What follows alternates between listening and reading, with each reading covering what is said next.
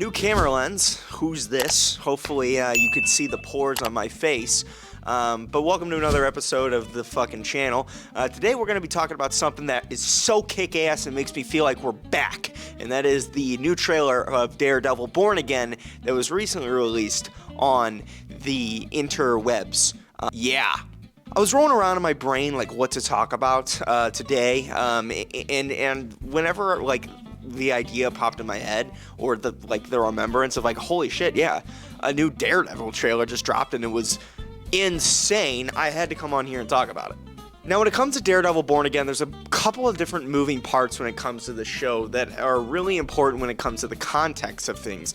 You have to first note that Daredevil Born Again is an extension of the Marvel Universe that was kind of outside the Marvel Universe. It's the Netflix universe. This is kind of like it coming into the Marvel Universe or showcasing how it all ties together, which is really important context because the Netflix shows have a completely different tone and feel and quality to them, and it's awesome that they're taking those characters and bringing them in the world of the Marvel Cinematic Universe, which is something that I know that they pondered and thought about for a while, but the confirmation that the confirmation that Charlie Cox is indeed the universe's Daredevil, the MCU's Daredevil, as confirmed in Spider-Man No Way Home a few years ago, showed us that this was a possibility. The thing that was tricky was that this is just a variant? Is his Daredevil, Matt Murdock, the same one as the Netflix show, or is it a completely different variant altogether? And then we get the Echo show, and we see Vincent D'Onofrio, Vincent coming back to play the Kingpin, and then Charlie Cox is even in that show as Daredevil, which is our first look, I believe, in the Marvel Cinematic Universe, him as Daredevil. And while Echo wasn't great by any means, that was probably the best part. It was Vincent and it was Charlie Cox playing those characters. But still, no real confirmation if that is from the original show.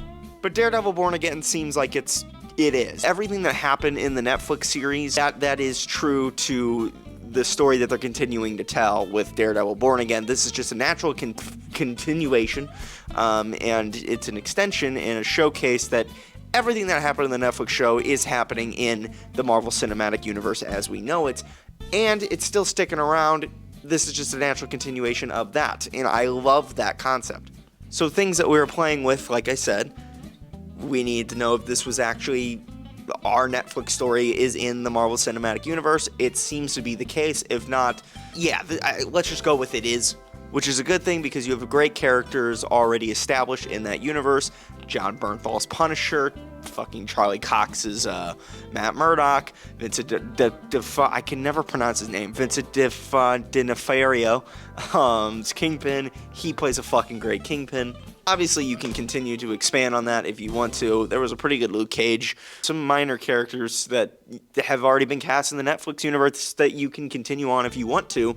But the Netflix universe did a really good job at capturing that gritty, darker, more street-level violence and themes that Daredevil and the Punisher really, really need, that wouldn't fit all that well in the Marvel Cinematic Universe, but it shows that the Marvel Cinematic Universe is willing to change for the better, to adapt and bring these things in.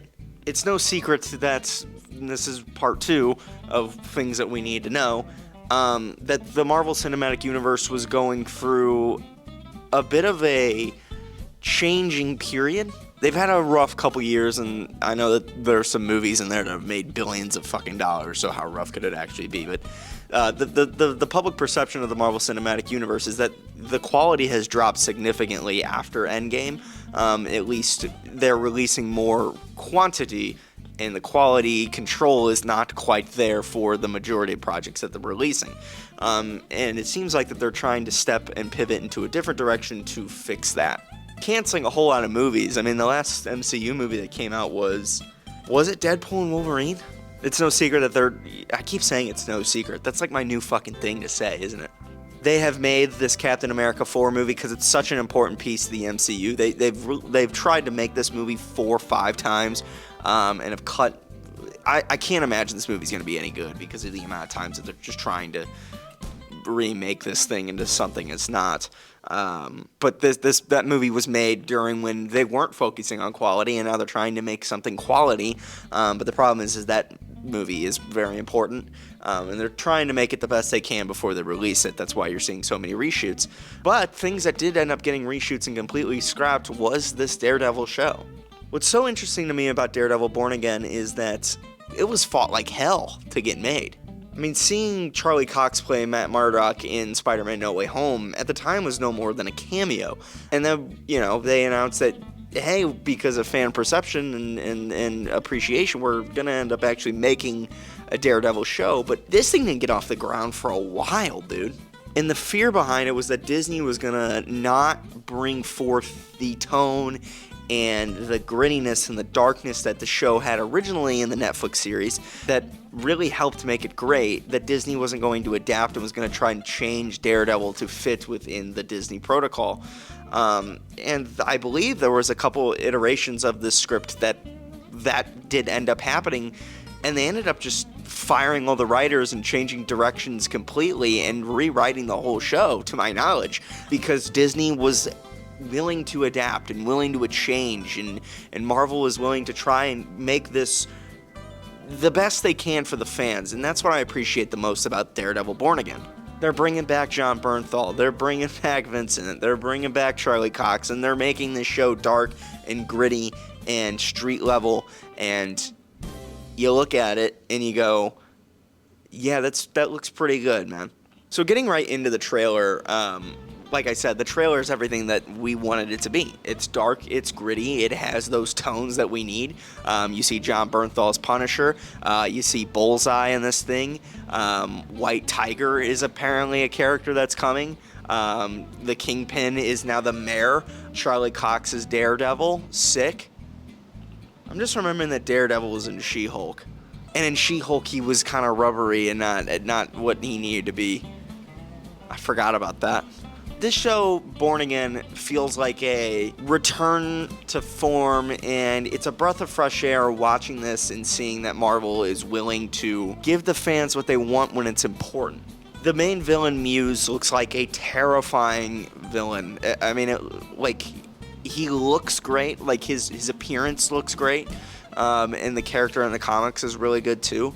And seeing Matt Murdock get tested in ways that we haven't seen before, because we haven't seen this character in so long. I'm very interested to see how they're going to do it, especially when they've taken the time to really make this show, and make sure it's as perfect as they can be.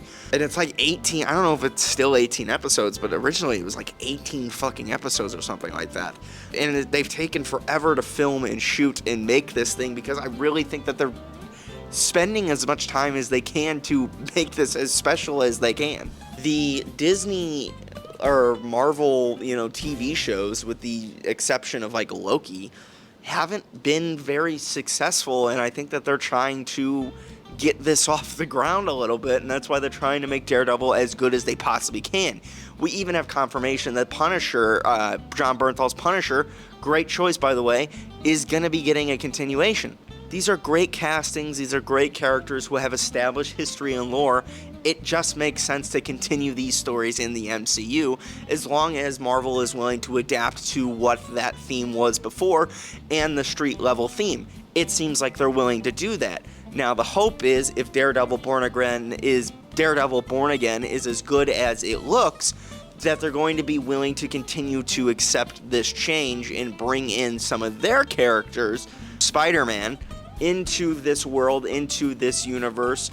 Some characters that might be fitting to fit with the Netflix guys, who I guess I now are not the Netflix guys, in stories that we would normally see them in the Marvel universe, in the Marvel world, in the comics.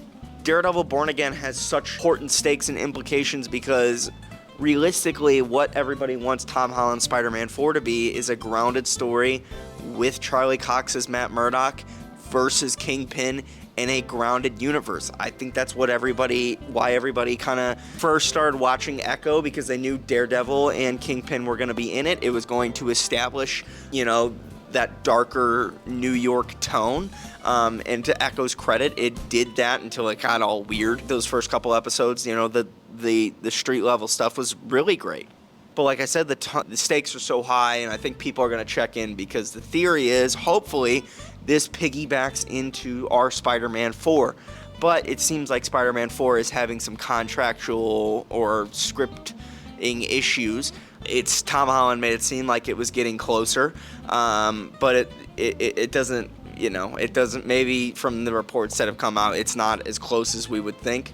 When it comes to Spider-Man 4, Marvel wants it to be more grounded. Sony does not want it to be grounded, wants it to be very multiversal with Toby and Andrew and Noel and this, that, and the third. And Marvel is just kind of wanted to be a Daredevil, Spider-Man, Kingpin story. And I understand both sides of the argument. Tom Holland even comes out and says, listen, we really want to give the fans what we want, but our movie has to operate in this cog that is the Marvel Universe that's in this multiversal saga.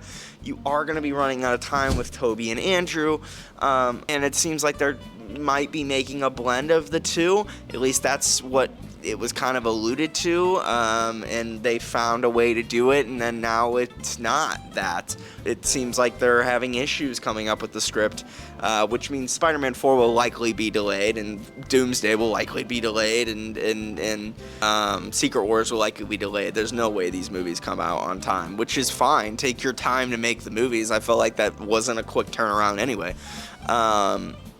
I think I even read a report that the script that they have right now for Spider-Man 4 is grounded. But if you're going to make a grounded Spider-Man story, it has to be with these guys. It's got to be with the Netflix crew. It's got to be with your Daredevils. He's got to interact with Jonathan Bernthal's Punisher. It's got to be with Vincent D'Onofrio. Kingpin. It really has to be with these guys. And I know why they would be hesitant to do that, because the tones are a little bit darker, and there's, and they're trying to make Spider-Man a family-friendly, bring your kids to watch the movie thing. But I think that doesn't need to be as, I don't think I think there's a happy medium there. I don't think you have to go full rated R or TVMA like the Daredevil stuff is for your next Spider-Man movie and go all gory and bloody, and I don't think you have to go all fucking Spider-Man Homecoming either. Spider-Man has some dark tones to it. It's a Spider-Man movie. You're going to make your money no matter what. And I think the majority of the fans want to see him interact with Daredevil and Punisher. And if you can find a way to do both with Toby and Andrew, and I think Toby and Andrew are going to be a part of Secret Wars and going to be a part of Doomsday anyway. So I understand the conflicts and the problems there. But there's a way to work around it. So yeah, Daredevil Born Again looks great. Love it. Love what they're doing with it. You should check it out if you haven't already. And let me know what you think in the comments below. And I'll see you guys in the next one. Peace, love, adios, goodbye.